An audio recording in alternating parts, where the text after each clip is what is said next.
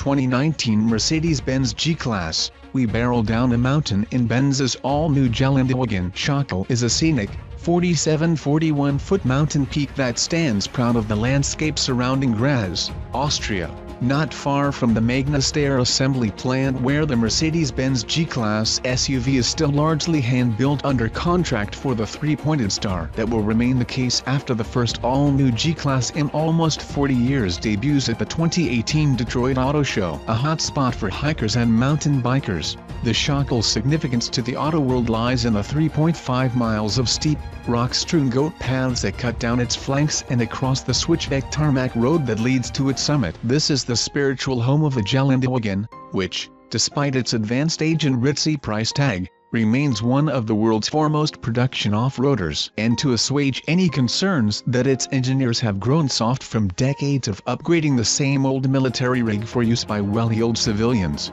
Mercedes invited us to strap in for a preview ride down the Schöckl in the first G-Wagon designed for the 21st century. While greater refinement and on-road drivability were the primary goals for the new 2019 G-Class, individual test mules also had to survive more than 1,200 development miles on this Austrian Rubicon before getting the green light. Sadly, we weren't allowed behind the wheel, and the length of pavement we covered while riding in lightly camouflaged G550 prototypes could be measured in feet. But this is still important stuff, with the G-Class's prowess here bolstering its X-factor as a refreshingly absurd diversion from the SUV norm. Mercedes has yet to release full details and specs, but we know that virtually the entire G-Class package is new, down to its stiffer, fully boxed ladder frame fabricated from steel. Yet so closely do the new truck's proportions adhere to the originals that only up close do you notice that it has grown 2.1 inches longer and 2.5 inches wider,